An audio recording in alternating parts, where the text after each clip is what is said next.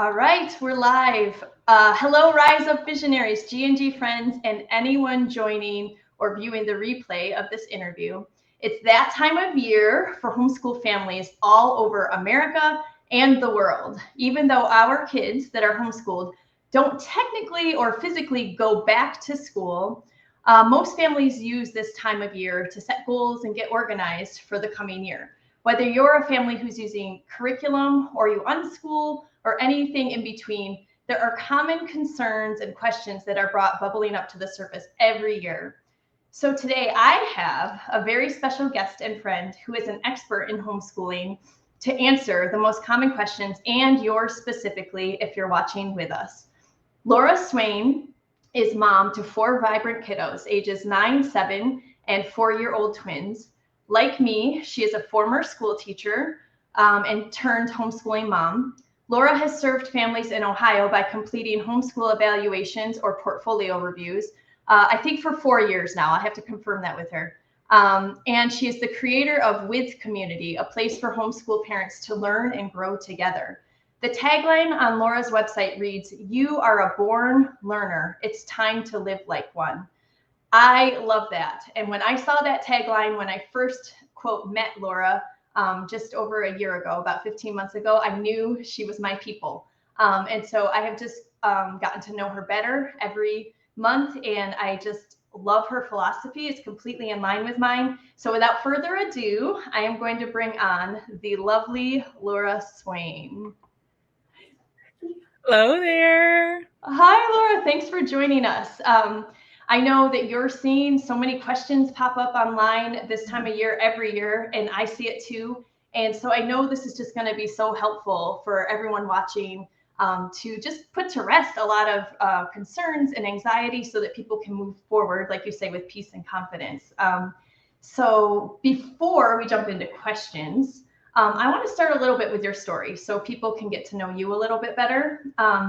So I thought I'd just throw out a question for you and you could share. So how did you get on this path to homeschooling, coming from teacher to homeschooling, which is actually pretty common, as you and I know, being on that path. It happens quite often.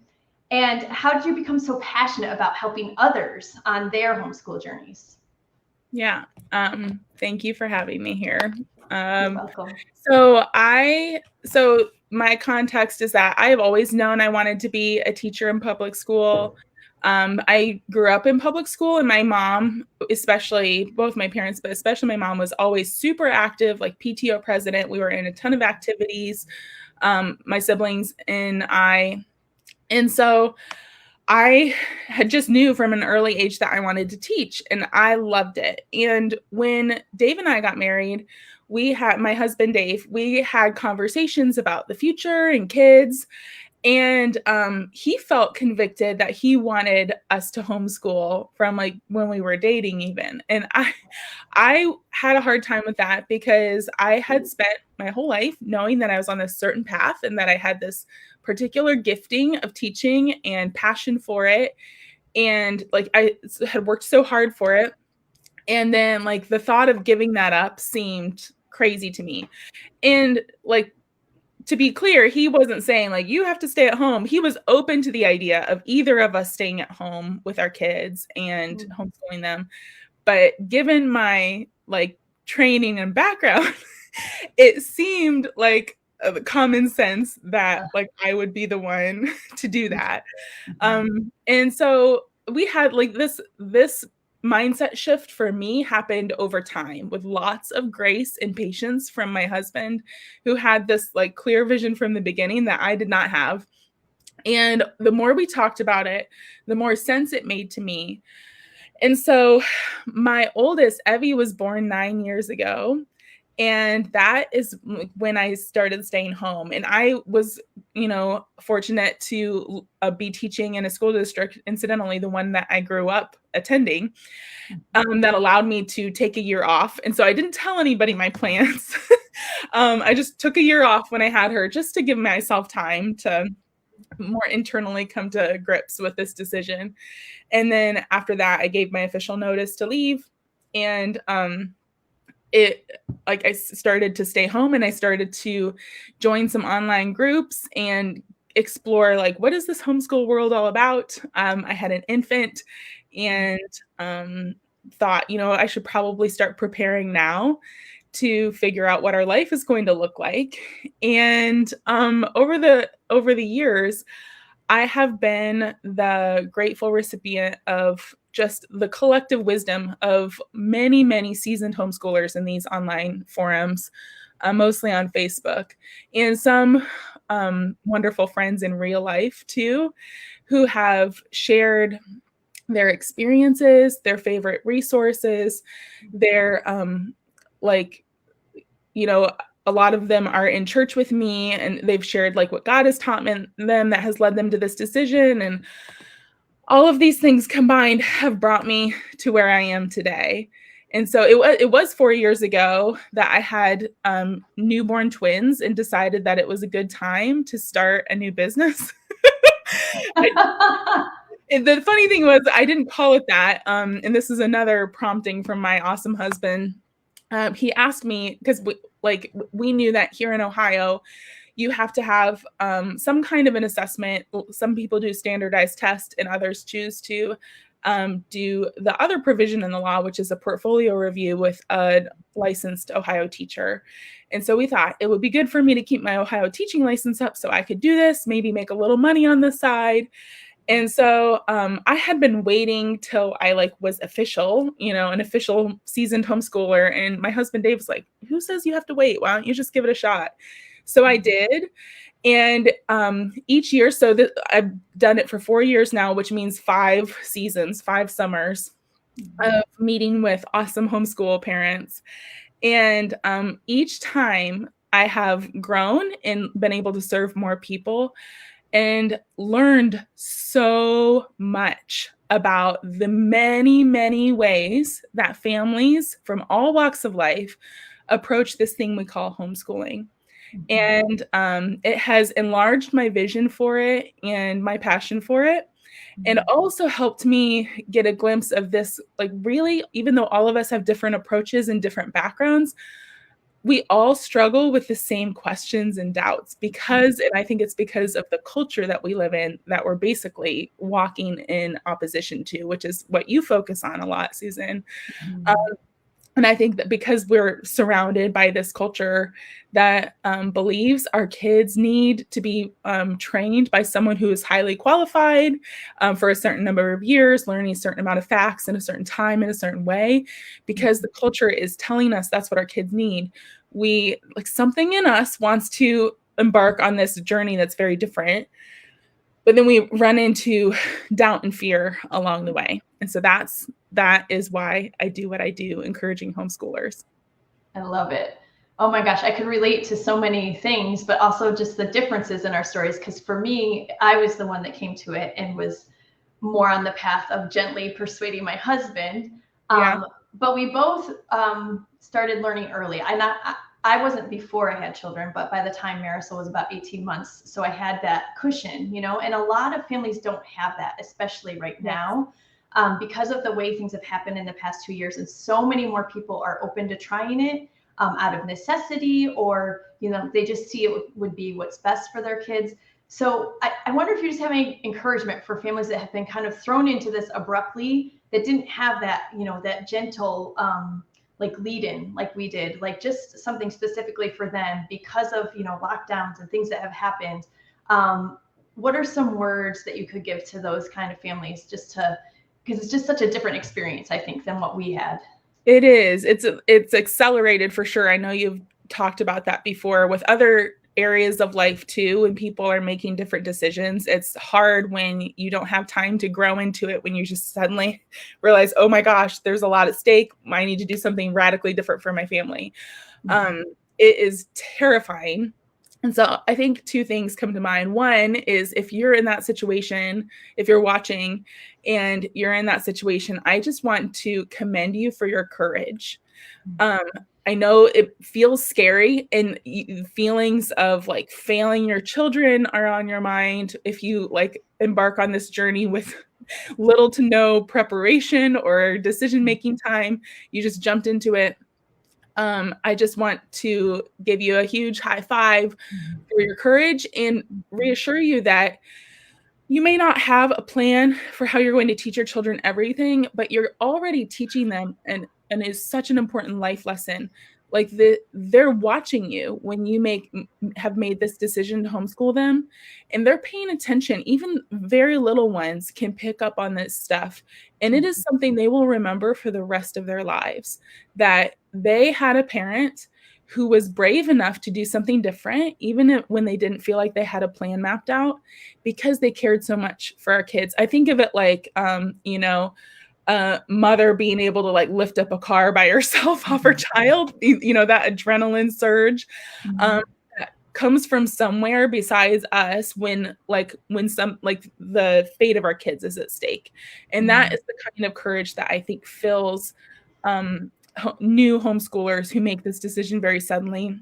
They have this strong conviction and they just do it in the midst of terror that they're feeling. So high five to you. That is you're showing your kids what it means to live out your convictions even when you're afraid, so that they will grow up to be able to do the same for their family and their friends and people they care about. They'll be able to face their fears and know that like when they feel that conviction inside them, that no amount of fear will be able to stop them from making the right decision. So that's the first thing I want to tell you. And the second thing I want to tell you, if you're someone who made this decision very suddenly, is that the most important thing you can do is find your people. And it's okay if it takes some time, but let that be your very top priority. So that could be like people like me and Susan who love to encourage you about homeschooling. It could be people in homeschool groups online or friends in real life. Whatever it is, surround yourself with at least one person, but ideally more, who you can have like safe conversations with to like express your doubts and fears without someone saying, well, you should just send them back to school. That will make it so much easier to fight this cultural tide of normalizing public education.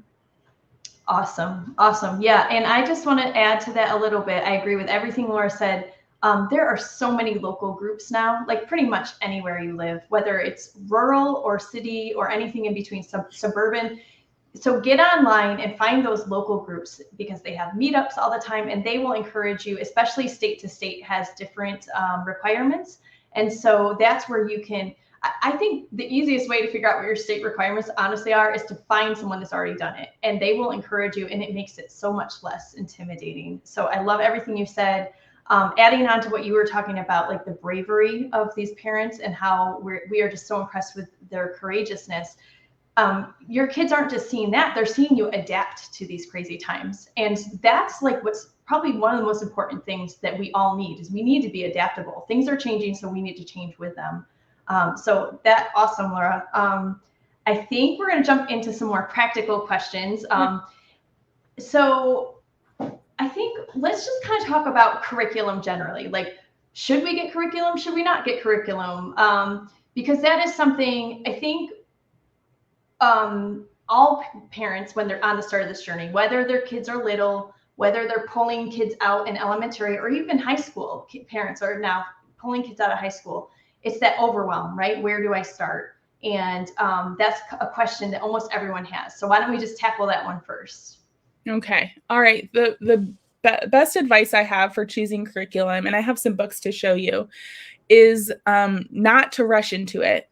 Because I think like people start this journey and they think, okay, if I have the curriculum figured out, then I make sure my kid is learning the right stuff. And then there's just, it's like risk mitigation. Because if it's all on my shoulders, as a parent, when it used to be the responsibility of the school to choose the books, implement the lessons, get everything organized, and now it's suddenly on me to do that same thing, it can feel like, okay, then the first logical step is that I need to do what they're doing. And I just want to reassure you that you do not have to do what the school is doing. And in fact, it's really healthiest if you don't, because you're walking away from that lifestyle or that way of educating children for a reason. Like there is something that has prompted you to take this different path. And it seems like illogical then to think that you're going to copy everything that they're doing and just do it at home. Like, it's probably not going to solve your problem. And I mean, this is really bigger than the conversation that we can have here today. I know Susan has a lot of thoughts on this too. Deschooling is so important, and you're going to hear almost every homeschooler worth their salt. Well, like when you see questions about curriculum, like what curriculum should I choose for math or science or high school this or middle school that? And almost every single person will say, okay, I have some ideas, but first you should deschool. And we can talk more about exactly what that is another time. I would be happy to answer questions about it another time. But it's basically just chilling out and waiting to make any big decisions, because there's a lot of baggage we carry around from our public school experiences or immersion in this culture that's really antithetical to our kids' health and progress and growth. But that's a lot to unpack, and it's a journey, really. And that's why, going back to what we said before about finding people, when you have people around you who are encouraging you in that becomes a very natural process. So you don't have to worry so much about what exactly to do step by step. So anyway, back to curriculum, I would say, don't buy anything right away. It's okay to not be doing the same academic work every day. And you can take a look at your kid as a way, like as a guidepost of maybe what you want to expose them to. And we don't have to choose like published curriculum in boxes ready to go. Some people do that and end up loving it. And if you do that like next year and love it, that's fine. But if you try it right away, you're going to experience some burnout and fatigue. You may start to wonder, like, maybe I'm not cut out for homeschool. And it's not because it's you, it's because it's just hard to adjust. And it, like, having some time to decompress after you take this leap is really important. So I guess to summarize, like, my best advice regarding curriculum would be just pause and take a breath and have some fun first. And then you can make some bigger decisions like in a couple months after you get connected with some people you trust. Yeah, I love that. I love that. I think so that perspective seems to apply more to people that already have school-age children. One of our people that asked us questions has littles and is already doing that research, so that might be like a little bit of a different advice. And I mean, I know some things I would say, but I want to hear what you have to say about that. Yeah. So I think, like you said, I don't remember where, maybe it was just when you and I were talking, like the question behind that question then is about like having, like, is my kid going to learn the right stuff? Like, you don't want to miss anything. Often parents who ask these questions are concerned about gaps in their child's learning. And that goes back again to this, like, it's just a completely different mindset.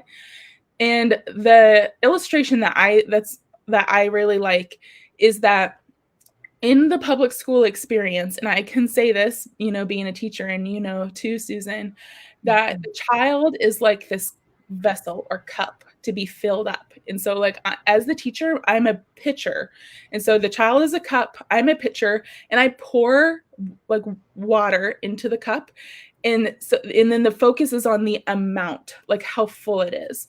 And so, like, if I'm teaching them math, then they have to learn like these, 64 math items, boom, boom, boom. And we see this in the standards lists, right? They have to learn this list of things. And so that fills them up to here. And then that means there's this much to go next year, and then this much the next year. And it's just like a very discrete amount, like a limited amount of information.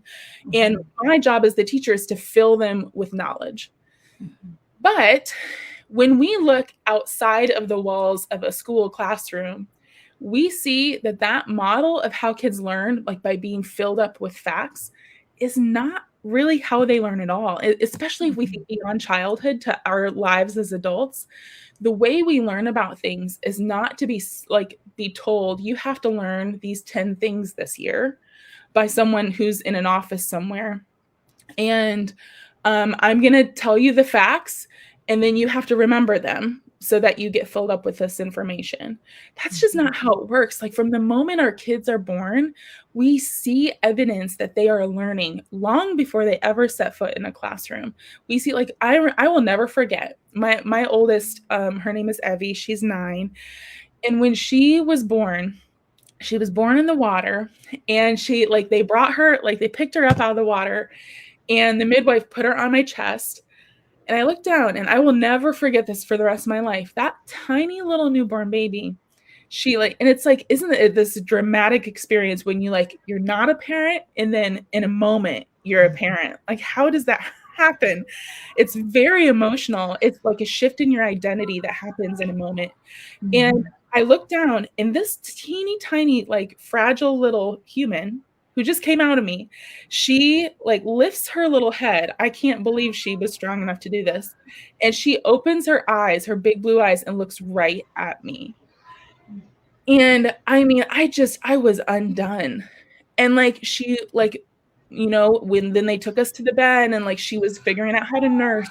And in the days that followed, like, she would, like, curl her, like, hand around my little finger. So this little baby, from the moment that she came out of me, was assimilating information and changing her behavior and making decisions, like, when she's minutes old, about how to use that information, how to get what she wants. And so from that moment, like, she was learning, and she was growing and adapting and changing, and she has never stopped in her life. And that's how it is for every single one of us. And because, like, I could go on about this. That's why I say, like, use the phrase, we are all born learners. We come into the world with this identity of learner. It's not something that someone gives us or trains us in. And so when we think about it like that, this idea that a child is a cup to be filled up with information, it doesn't fit with that experience that we have with humanity. And so I like to think of the child as a flourishing river. And if you think of like a wide rushing river, like, it's loud and the water is moving quickly, and there's all this life growing around it and growing in it. And, like, if I were to walk up to that river with a pitcher and say, I'm going to fill you up like this much, pretty fast, like, it's hilarious, isn't it? We would never do that. However, we do feel called, and when we're in the presence of something so magnificent and beautiful, we do feel called to tend it and steward it well and take care of it. Whether it's by, you know, like, keeping the equilibrium of the wildlife intact or protecting it. So there are things that we can do to tend to our children's education and steward them well. But we, as their parents, do not have to be pitchers that fill them up. We can be tenders, like, in just tending that natural enthusiasm and curiosity that's already in them. And so, again, connecting that back to, I know I've been talking a long time, connecting that back to the original question, then it takes the pressure off a little bit, doesn't it? That really their success in life isn't going to hang on whether I set this right path that they're going to stay on, like railroad tracks, the rest of their life. Instead, I can think, like, okay, how can I tend to my child's curiosity? How can I steward that well? And one way I love to do that, just on a very practical level, is just like touching things with them and playing with them. Like, you hear the word sensory activities, like, in terms, like, and that's just because kids love putting their hands in their mouths on stuff. And then I also love sharing stories and books with them. And so, like, especially for parents of little kids, like, we don't need something like some different, like, curriculum from a publishing company. But, like, I brought some books up for my basement that are some of my favorite. Like, I know there was a specific question about science. And so, like, with really young kids, just reading nonfiction with them, like, these are, like, some of my, I don't know if this will, it does flip. This is one of my Ruth Heller's Animals Born Alive and Well. It talks about, like, what makes a mammal a mammal. And this is, like, an easy reader. It's like, you can find these books anywhere. And, like, kids are drawn to these nonfiction titles like magnets, like a moth to a flame. My oldest loves horses. And then one of my favorite nonfiction authors and illustrators, his name is Steve Jenkins, and he does, like, the cut paper illustrations. And Yes, a ton. I mean, I don't even know how many, maybe 100. And so this is like about animal adaptations and like how different features help them survive in the wild. So it's like, Awesome. oh, like our kids are learning about science and the way the world works, just simply when we either open these books up with them or just lay them around and have them in our house. And like just they don't have to read all the words even in books like this. I know especially like like 7-year-old boys love these kinds of books with like that are really heavy and big and have like a lot of different information in it. They just love to flip through and look at it. Yep. So I think, and this is like an example of like literary nonfiction where it's like it's called Pretend You're a Cat. And it's telling a story kind of, but it talks about like, you can pretend you're a cat and this is what you would do because this is a feature that these different animals have. It's not only a cat, like a pig and stuff. So like science, like if we think about the cup versus the river, then science is less about memorizing a certain set of facts and more about like getting curious about how the world works and fits together. So it just like moving from that cup to river mentality takes a lot of pressure on us in terms of our role in the home, and then makes us maybe a lot more open to using different kinds of resources with our kids. I love it. Yeah, so much is coming up for me. So I'll just hit on a couple things. I actually was just speaking with a friend yesterday who is an experienced homeschooler and still has these fears come up. And so you should all know, Laura and I still have these fears comes out. Yes. These fears and doubts will resurface. You just get better at addressing them, especially when you really get clear on what your philosophy is and like what your core beliefs are. And so I love Laura's analogy of the cup versus the river, because it shows you how ridiculous it is. Like if you just think of 7 billion people on the world, and then you say, oh, well, you should learn this. Here's the box. Here's the curriculum. Everyone should know all these facts. It becomes clear immediately how ridiculous that is, just on an individual level, like our interests, but also it's not practical. We need people to specialize in all sorts of different things to make the world work, and so my friend, even you said something about her son being behind, her teenage son, and she, like I said, she's been homeschooling him forever. And I stopped her. I said, I hate that word behind. I know Laura does too, because there is no such thing. There's no such thing as behind. We're all unique individuals. We're all on our own individual life journey. And when you choose homeschooling, when you can get over these fears, you're choosing a way that's so much freer for you to support your kids where they are and to them really become who they are. So it's a beautiful thing. And so the sooner you can move into that confidence, you're just gonna, it's just gonna flourish like that river she was talking about, and you'll be very, it will just be obvious. So yeah, that word deschooling that Laura brought up, if you haven't heard it before, it's something you can look up. There's things, and I know Laura's looking to make some resources for that too. But it is very important to help you get out of that schooling mindset. Let's shift a little bit because actually when you held up that big fat book, it reminded me of my son Carter, who most of you watching know is autistic.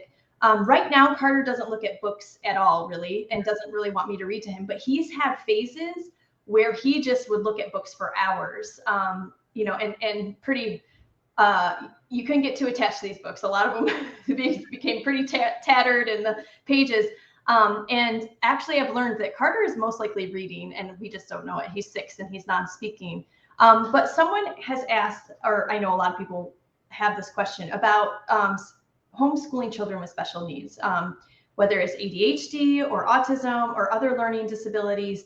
Are there any like specific pieces of advice you have for people like that, or tips or encouragement? Yeah, I feel a lot less qualified to answer this question than you do. No, I don't think so, because I feel like philosophically it's everything you believe applies. And so yeah, and that's really what it comes down to is, so I would say 2 things. One is that homeschooling is the perfect, like when you're homeschooling, You can literally create whatever world and environment that you think is best for your child. And I know from working with parents of kids with unique needs that they are like determined advocates for their children, and they know them better than anyone. So when I taught in public school, I taught for 5 years.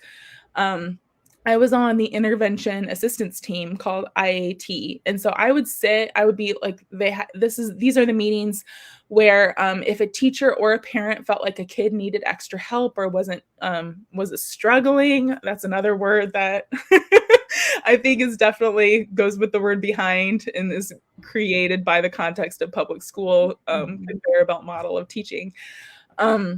But we would like gather people from the school. So like the principal, the school counselor, the intervention specialist, the speech therapist, pathologist, a classroom representative, that was me. And then the child's classroom teacher. And then these poor parents would be like surrounded at this table by all of these people telling them like why their child was behind in this or that. And we always kept a box of tissues on the table, because nearly every single meeting, these parents would be either near tears or in tears. Of course, and often, sometimes beyond just like the emotional weight of hearing all these people telling you negative things about your children.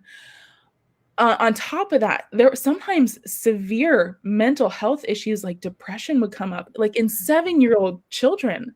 And it's like, like looking back at that experience, I think, of course, these kids who are like not this fitting into this cookie cutter model of learning, of course, if they hear from like the age of 5 onward that they are deficient or lacking in, A, B, C, D, we could go through the alphabet of all of the things that all need to be taken care of, and like an intervention needs to be tried all at the same time.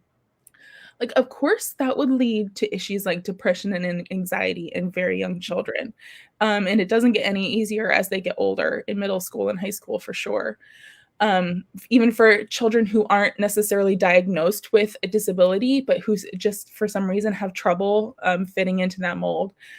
So I lay all of that groundwork just to give reassurance, because sometimes parents feel like, am I capable or qualified to teach my child with special needs at home? Like, not only am I not a teacher, but I don't have all these extra certifications in other specialized areas. I just want to remind you that like the bar is set quite low. Our public schools are failing our children who do not fit onto the track.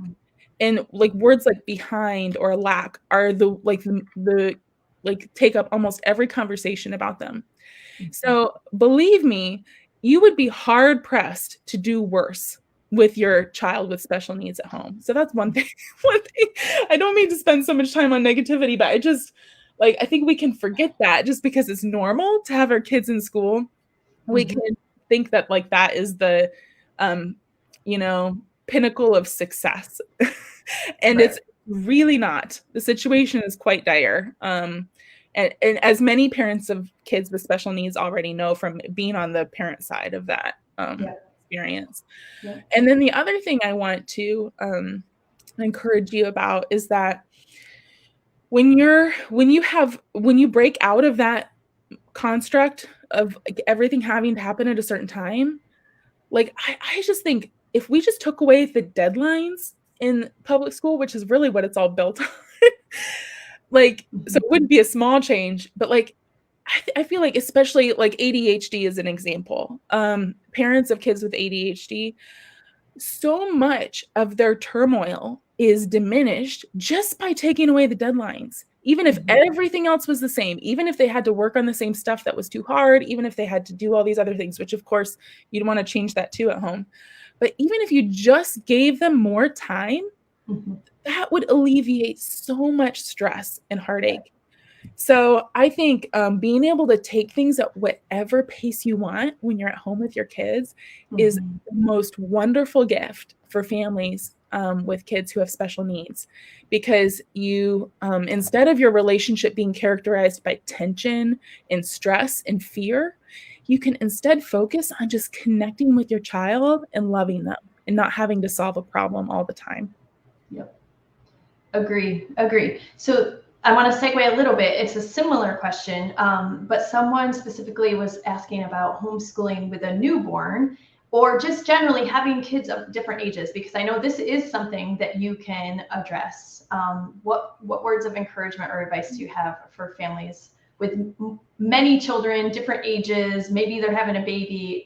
How do we best navigate those times in our life? Yes. Man, especially with the newborn question. Again, when we just take off the time pressure, it changes everything for us. Even as from an adult perspective, if I take off the time pressure of getting things done in a certain time, like my my life magically becomes so much easier. And like the conflicts with my kids, or like the fist flying about who gets to shut the door when we go outside, or all of those things, they seem a lot less inconvenient. And so I think the same thing is true with the newborn stage. Like when you take away the time pressure to be at a certain pace or finishing a certain amount of things, then you realize this newborn season isn't a challenge, it's a beautiful gift. There are people all over the world who would give anything to be experiencing a newborn stage. And many of us have spent a long time longing for that.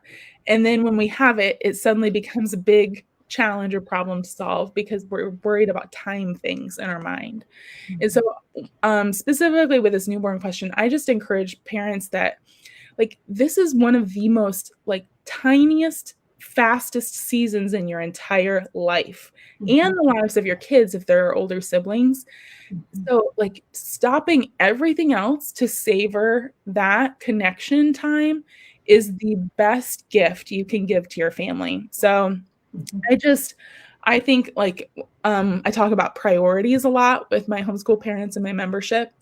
And in a challenge I'm going to be running coming up that we'll talk more about a little bit later, just getting very, very, very focused on just one or two priorities and letting everything else fall away is what will help you when you're moving through the newborn stage. Or if you're past that stage but have kids with multiple ages and stages, I think the other thing to keep in mind is that you cannot meet everyone's needs perfectly all the time. And that often leaves parents feeling like a failure, like they're trying to prioritize connection with one kid because they're going through a hard experience, but then they feel like they're ignoring their other kids. That's normal. And that's just part of life, going through seasons when different people's priorities kind of float to the top. Yep. And I don't think it means that, obviously, we would want to take that to the extreme, of course, with neglect. But I think we don't have to be giving everyone the same amount of attention and the same exact amount of resources or support or whatever all of the time in our families. Families who have kids at multiple ages or bigger families. It's part of being a team, and modeling what it's like to support each other and encourage each other in those different seasons. Yes. I love all of that. A couple things came up for me. First of all, when you talked about priorities, I want to get really specific with people and mention one priority might be that you feed your kids a healthy lunch. We're getting real basic here. And then if you have if you have a newborn and say you have a 2 and a 4-year-old, which is fairly common in our culture, maybe it's while the baby naps, I read a couple books with the older kids. I'm talking extremely basic here. When Laura talks about priorities, we're not talking about complex lesson plans or anything like that. And I want to relate it back to what Laura said in the very beginning about you taking your kids out of school during this time and what they're learning from watching you. It's the same thing when you have a newborn. They are learning that experience of adding a person to your family is a huge learning experience. You don't need to do anything else. They're learning about a baby. They're learning about how does our family value that baby and how do we take care of the baby and how can I help? These are real important life lessons that if they were at school, they'd be missing out on actually. So it's all of this stuff is shifting your perspective and seeing it from a positive, what is my kid getting? And not always what are they missing out on? And I love what you were talking about too, with like just taking the time pressure off, because again, I brought up that friend I was talking with, and 18 is another deadline. We feel like, oh my gosh, they're 18. It's like, there's nothing about 18. Like your kid can stay with you another year, another 2 years. They can, they can go spend time. Another local friend sent her like 17-year-old to spend 2 months with the grandparents, another state working. Like there's so many opportunities when you homeschool, and you'll just start to see like, oh, we can do what we want. Like that's incredible. Okay, so one more question, and then we're gonna dive more into how people can stay connected with you, Laura. Okay, so this is kind of, it relates back, I feel like it relates a lot back to curriculum, actually, because this is something I didn't expand on. But I've heard so many stories of people getting this curriculum and that curriculum and then getting another curriculum, and they just end up like kind of going to the wayside, and then people feel guilty for spending all the money. Because it just doesn't really click maybe with their kid or with them, or there's only parts of it they can use. But so this is kind of a general question. Like when homeschooling doesn't go the way you hoped or you imagined, because I know you talked about how when yours were little, you had these ideas of how it would look. Maybe your kids are resisting every day. They're like, I don't want to sit down and do this math worksheet or whatever. Your relationships are strained and you feel like you're just butting heads and fighting. What do you have to say to families like that are feeling that way, in the way of encouragement? Because sometimes people think, oh, that's it, I just got to send them back to school. This isn't working. Yeah, I think this connects with, we could really bring this on a like more higher level and broader level to like, this is what parenthood is about. It is about humbling ourselves to constantly like just step back and maybe lay aside dreams that we've had, not that we have to give them up forever, but in favor of what our family needs right now. And it's I think it's like a learning process this is a skill that we can develop to be able to set those things aside with peace. And maybe at times grieve what we're putting to the side, because like I think we might have dreams, like career dreams. We might have homeschool dreams of like what our homeschool classroom might look like. We might have dreams about I don't know, any number of things, like whatever dream. I don't know. I'm trying to think of an example that I had. I mean, I guess I think back to my dream of like being a career teacher for my whole life, and like. I think, I mean, this sounds silly, but like I would picture ahead what that would look like. I mean, when I finally like got to my like 20-year milestone as a teacher and felt like things like I was, be able to hit a rhythm, and have some experience and wisdom to share with other newer teachers, down to retirement. Like I went to a retirement ceremony for a couple of my teammates when I was teaching, and just like how special it was to honor their contribution of 35 years. And so it's like when I'm stepping away from this career, I'm like stepping away from the day-to-day dreams and also these big milestone dreams that I have down the road. I put all that to the side because in faith, that there's something better for me and my family. Because when you become like, when you and your like husband or wife get married, like that togetherness is something that transcends my individual dreams and accomplishments. And that's not a very popular idea today.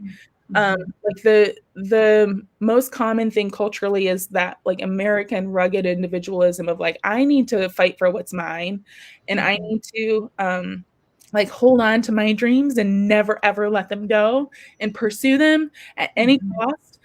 And I don't agree with that. I don't look around and see that brings like peace and happiness to people. I think it makes people tired. And so that's something that I'm going to be talking about in my upcoming challenge called Simplify Your School Year, or Simplify Your Homeschool.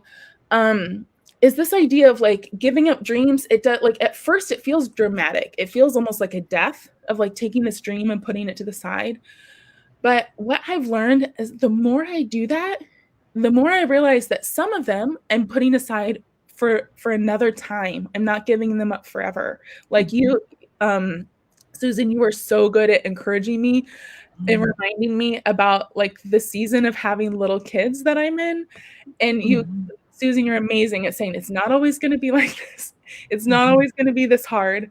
Like that is so good for me to hear, because there are things that I have to put to the side that feel really hard day to day, you know?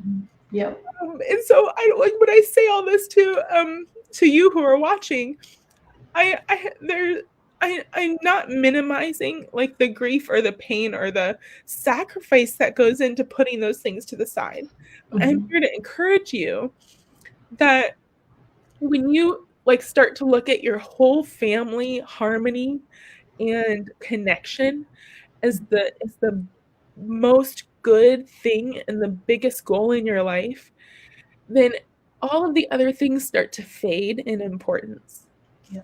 And like the world would have us believe that having a certain amount of accomplishments is what makes you successful as an individual, or having children on an honor roll, or having, you know, like super honor athletes, or all of these other marks of distinction in our culture.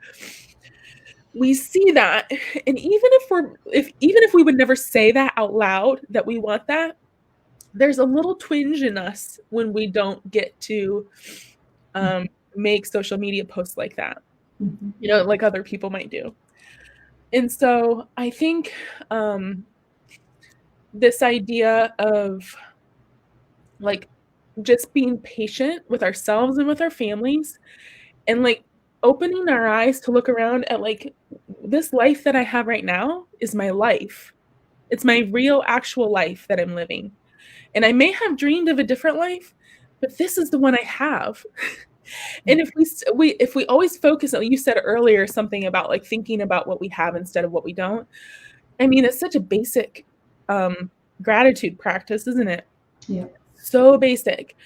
But shifting the way we look at our lives to see abundance instead of lack, I think is the way forward. Just in terms of our family life in general, and with homeschooling in particular, it's how we can move forward with confidence, knowing that like serving my family is what will fill me up and bring me fulfillment and peace and happiness, you know, not all of this other stuff that may come later. And maybe there will be times in my life when the two confuse, and like that's great too. But like if something is impinging on that goal of like my family's connection and peace, then that's to me a red flag that something needs to go. I need to reshift my attention. Yeah, that was awesome. Thank you so much for sharing from the heart. I can always count on you for that. So much is coming up for me. I think we went through some like kind of sort of practical questions and fears, but like what we're seeing is that at the heart of all these questions are anxieties and fears, like common anxieties and fears that everyone has. And what we're kind of asking people to do is to shift their mindset and their shift their perspective on things, which is not something you can do quickly or overnight or by just listening to one short only 1 hour video interview. It's something that takes a lot of time and intention. And so it's impossible for us to put all these kind of fears to rest and for people to fully comprehend all of these things we're saying, because we're getting pretty deep pretty quickly here. So what I would love is for you to share with people how they can continue to connect with you. What are some things you have coming up that they can continue to follow you and just keep learning with you, because that's the whole point, right? Learn with Laura Swain, which I love that about her name, is that she's all about, and that's kind of what we're both saying, you know, this journey's never over. You keep coming back to things, learning the same things over and over. It does get a little bit easier, but I love what she was saying about it's not popular, but my view on children in particular is that our culture really doesn't value their needs. And so if you get real clear right now on why you're homeschooling, and I know that's something Laura is going to help you with, why are you doing this? When you get that really clear, it will give you that strength and that courage to keep moving forward, even when these fears bubble up. So Laura, share with us, where can they find you, how they can connect, and what you have coming up? Yeah, absolutely. So on socials, on Instagram and Facebook, I'm Learn with Laura Swain. And that's where I can provide ongoing encouragement to you. Because like I mentioned before, like we're in this society that challenges what we believe at every turn, even in very subliminal, subtle ways that we can't always perceive, but it's there. And that's why this feels tiring sometimes to choose this way. So I'd love to be able to encourage you regularly in that way. And something I'm very excited about that I have coming up is my challenge that I mentioned called Simplify Your Homeschool. You can go to simplifyyourhomeschool.com to find out all the details about it and to sign up. Basically, we're going to be spending 4 days together starting August 9th. And each day I'm going to hop into a private Facebook group, much like this one, and focus on one particular teaching and get really narrow because that's what I want you to do. So that's what I'm going to do in this challenge too, is get very narrow. So we can basically set you up so that you're starting this homeschool year feeling confident and peaceful from the get-go. Because I know, like you mentioned, Susan, like we buy all, like homeschoolers often will like buy all this curriculum. They see everyone else buying all the curriculum. And then we hit November and it's like, oh my gosh, I've got to send my kids to school. How do I do that? And you start to feel like a failure, like in a matter of months, or sometimes even weeks. And I think it's because we start out with a backward view of what success means to us. We start out with like our achievement tied to the books that we order and finishing things in a certain time in a certain way. And so in the Simplify Your Homeschool Challenge, we are going to put all that to the side. And again, it's not like Susan or I are anti-curriculum. It's just like we've seen the danger of like fixing all of your hopes and dreams on this one single book and how damaging that can be to your family. So the first day of the challenge on August 9th, I'll pop on live to teach you about how to lay a foundation. And then I'm going to give you an action step to do that very quickly. Then on day 2, I'm going to help you pick your priorities. And that's what we were talking about earlier. We have to get very choosy because as humans, we're just not designed to be able to do 736 things well. So we're going to pick like 2. And like it's painful. It's super painful. I'm going to give you some tips to help you do that yourself. On day 3, we'll talk about what it looks like to build a homeschool rhythm that serves you instead of ruling over your family. And then on day 4, we'll talk about your momentum this year and how to keep that momentum even when you hit those slump months like November and February. Awesome. Awesome. So I'm going to put the link in the comments so everyone has it there. Simplify Your Homeschool. Yes. Did I say it right? Simplifyyourhomeschool.com. And there's an early bird discount going on right now that it ends August 2nd. So it's only a couple days left. So be sure to sign up sooner rather than later so you can get that discount. The challenge is $15, and with the early bird discount, it takes $5 off. Awesome. That's awesome. So freedom is a huge value in my Gather and Get Moving group, and it's also a value that Laura shares. And we want you to be free from these old ways of thinking and free from anxiety and worry and shame. And so you're able to choose homeschool in a way that works best for your family. And Laura is so good at doing this. Since I have been friends with Laura and following her and part of her communities, I've just really learned to focus more on what are my priorities. And it's an ongoing process. It's something that you really need to just evaluate like almost every day, every week. And it just helps so much having other people around that get it, like anything else, especially when we're doing something different. So thank you, Laura, for being here. Thank you for all that you do. Thank you for what you shared. Is there anything else you want to say before we sign off here? Sure. I would just like to encourage anyone watching that this tension that you feel, like specifically about homeschooling, is not an indicator that you're failing your kids. It's an opportunity. And that is what we're going to be focusing on in the Simplify Your Homeschool Challenge, how we can view that tension or worry and shift from a place of guilt and shame to a place of hope and growth. And I'm really excited to help you with that. Awesome. All right. Thank you so much, Laura. We're signing off now. If you have any questions, please leave them in the comments. I know that Laura and myself will be checking them out. Oh, I better say it. Remember, be bold, be brave, be you, because who else is there to be? Love you all, and we'll see you again soon. Bye. Thanks. Bye.